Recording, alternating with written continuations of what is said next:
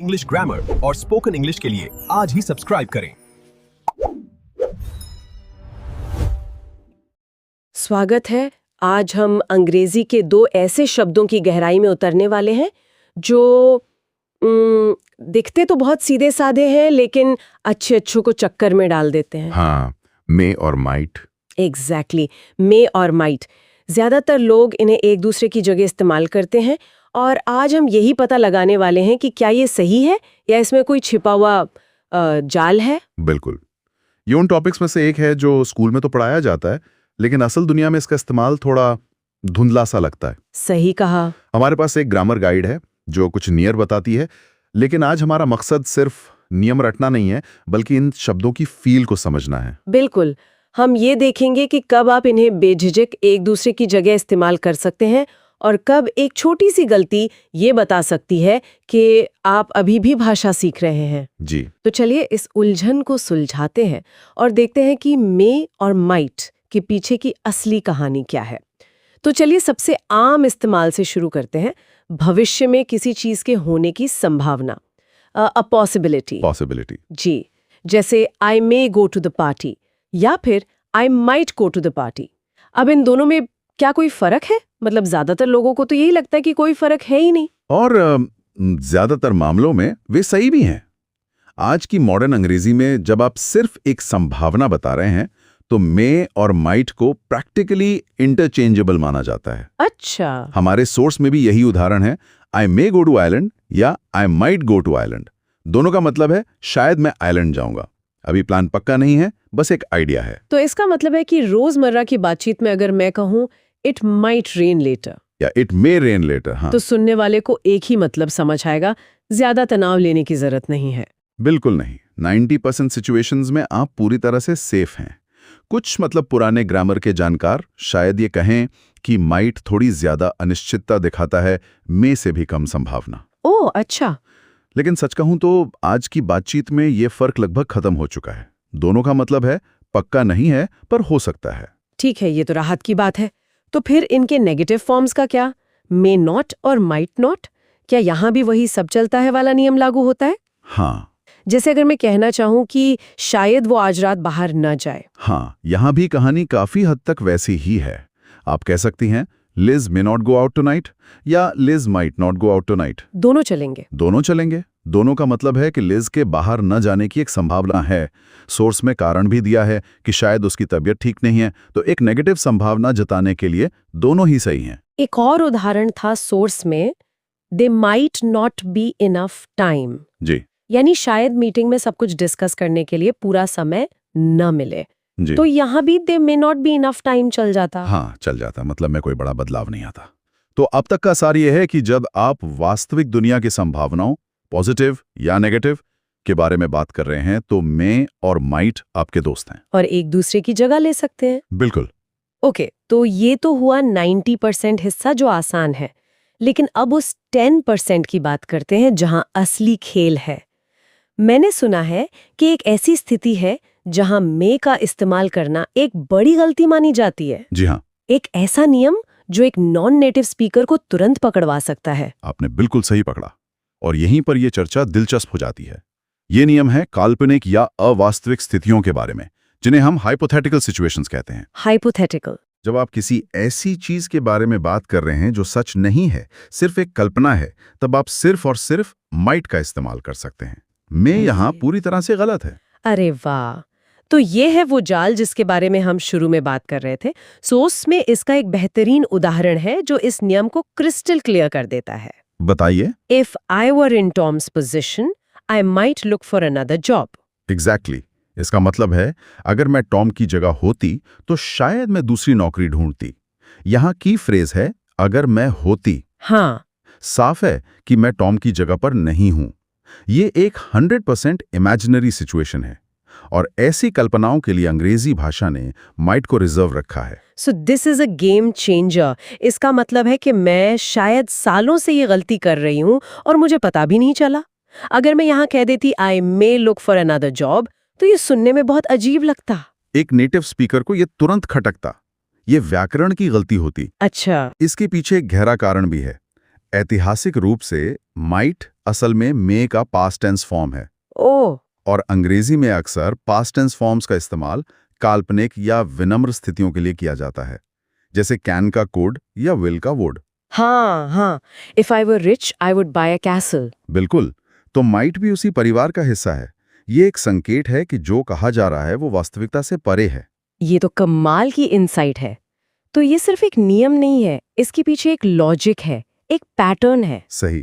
तो इसका मतलब जब भी अगर मैं प्रधानमंत्री होती या अगर मेरे पास सुपर पावर होती जैसी कोई बात सोच रहे हैं, तो हमें हमेशा माइट का इस्तेमाल करना चाहिए। It's like a code word for imagination. Perfectly put. ये भाषा की एक बारीक समझ को दिखाता है। ये सिर्फ नियम का पालन करना नहीं है, ये सुनने वाले को ये संकेत देना है कि आप वास्तविकता और कल्पना के बीच का फर्क समझते हैं। सही बात है। ये एक छोटी सी डिटेल है जो आपकी अंग्रेजी को फंक्शनल से सोफिस्टिकेटेड बनाती है। फैंटास्टिक।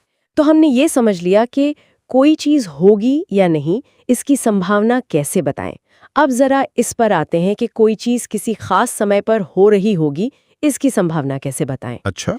मेरा मतलब है क्रिया के साथ आईएनजी का इस्तेमाल। हाँ, जिसे हम कंटिन्यूअस फॉर्म कहते हैं, लेकिन इस टेक्निकल नाम से डरने की जरूरत नहीं है। नहीं, बिल्कुल नहीं। इसका सीधा सा मतलब है कि आप भविष्य के किसी पल में किसी काम के चलते रहने की संभावना की बात कर रहे हैं। तो इसे ऐसे सोचें कि आई माइट गो सिर्फ जाने की संभावना के बारे में है, लेकिन आई माइट बी गोइंग एक तरह की तस्वीर बनाता है। हाँ, आप खुद को उस जाने के काम में लगा हुआ सोच रही हैं, भले ही ये पक्का ना हो। बहुत बढ़िया एनालॉजी है। बिल्कुल यही बात है। सोर्स में एक अच्छा उदाहरण है, don't phone at 8:30, I might be watching the film on television. यानी 8:30 बजे फोन मत करना, शायद मैं उस समय टीवी पर फिल्म देख रहा हूँ। ये उस खास समय पर एक जारी एक्शन की संभावना है। तो यहाँ भी मे और माइट दोनों चल सकते हैं। I may be watching the film. हाँ, इस मामले में भी जब तक स्थिति वास्तविक है, आप दोनों का इस्तेमाल कर सकते हैं। मे बी वॉचिंग और माइट बी वॉचिंग का मतलब एक ही रहेगा। अच्छा। कंटिन्यूअस फॉर्म सिर्फ उस एक्शन के जारी रहने पर थोड़ा ज्यादा जोर देता है। और सोर्स में इसकी तुलना बिग गोइंग टू से की गई है, जो मुझे लगता है कि इस कॉन्सेप्ट को समझने के लिए बहुत जरूरी है। हाँ, ये एक शानदार तुलना है। ये निश्चितता के लेवल को दिखाता है।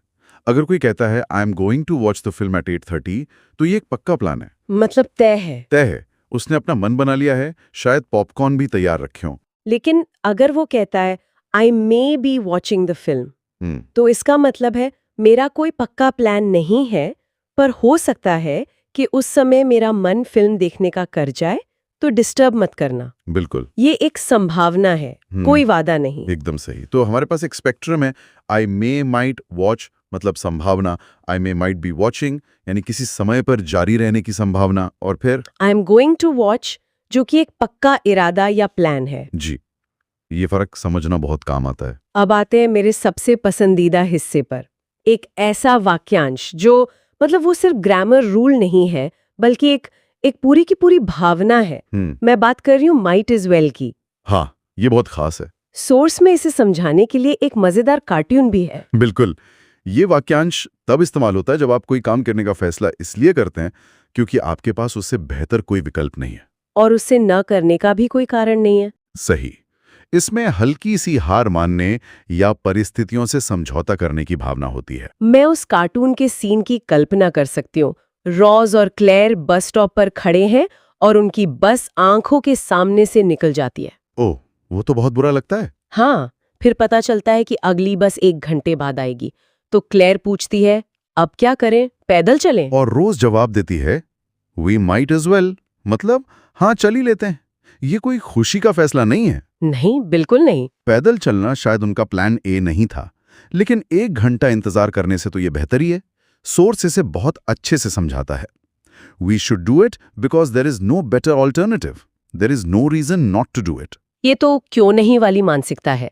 जैसे मान लीजिए मूवी के टिकट सोल्ड आउट हो गए, आप अपने दोस्त से कहते हैं, well we are already here, we might as well get some dinner. सही उदाहरण है। मतलब अब यहाँ आ ही गए हैं तो डिनर ही कर लेते हैं। डिनर करना ओरिजिनल प्लान नहीं था, लेकिन घर वापस जाने से तो बेहतर ही है। बिल्कुल। एक और बढ़िया उदाहरण है शॉर्ट्स में। कोई पूछता है, तुम कितने बजे निकल रहे हो? और दूसरा जवाब देता है, well I am ready so I might as well go now. मतलब मैं तैयार तो हूं ही, तो अब निकल ही जाता हूं, या रुकने का कोई मतलब नहीं है। ये एक प्रैक्टिकल फैसला है जो स्थिति से पैदा होता है। तो क्या मे एज वेल भी कह सकते हैं? ग्रामर के हिसाब से ये संभव है, लेकिन सुनने में ये बहुत ही कम आता है। माइट एज वेल एस्टैब्लिश्ड और स्वाभाविक वाक्यांश है। 99.9% लोग यही इस्तेमाल करते हैं। अच्छा, तो इसे ऐसे ही याद रखना बेहतर है। हाँ, बिल्कुल। तो इस पूरी चर्चा को समेटते हैं, इसका हमारे लिए क्या मतलब है? What's the big tech away? सबसे बड़ा टेकअवे यह है कि मे और माइट ज्यादातर समय एक दूसरे की जगह इस्तेमाल हो सकते हैं और हमें इसे लेकर ज्यादा चिंता करने की जरूरत नहीं है। ठीक है। लेकिन असली मास्टरी उस 10% में छिपी है, खासकर काल्पनिक स्थितियों में। हाँ, वो हाइपोथेटिकल वाला नियम। If I were a millionaire I might buy a private jet. ये याद रखना कि यहाँ मे का इस्तेमाल नहीं करना है। जी, यही वो छोटी सी बात है जो आपकी भाषा की समझ को एक अलग लेवल पर ले जाती है। बिल्कुल। तो सार ये है, संदर्भ ही सब कुछ है। क्या स्थिति वास्तविक है या काल्पनिक? क्या आप सिर्फ एक संभावना बता रहे हैं या किसी मजबूरी में कोई फैसला ले रहे हैं? ये गाइड हमें सिर्फ नियम नहीं बताती, बल्कि सही शब्द चुनने के लिए सोचने का एक तरीका देती है। और अंत में एक विचार जो मेरे दिमाग में आ रहा है, हमने अभी अभी इन नियमों को इतनी गहराई से समझा है, लेकिन सोचने वाली बात यह है कि असल दुनिया में, जहां भाषा हर पल बदल रही है, लोग इन नियमों का कितना पालन करते हैं? ये एक बहुत ही दिलचस्प सवाल है। व्याकरण की किताबें हमें एक आदर्श मानक सिखाती हैं, लेकिन भाषा तो लोगों से बनती है। हाँ, और लोग हमेशा नियमों को अपनी सुविधा के हिसाब से तोड़ते मरोड़ते हैं। पाएंगे। जब आप अगली कोई हॉलीवुड फिल्म देखें तो ध्यान दीजिएगा, क्या किरदार काल्पनिक स्थिति में मे का इस्तेमाल कर रहा है, और क्या ये जानने के बाद कि सही क्या है, आपके लिए संभावनाओं और कल्पनाओं को व्यक्त करने का तरीका बदल जाएगा? यही इस जानकारी की असली शक्ति है।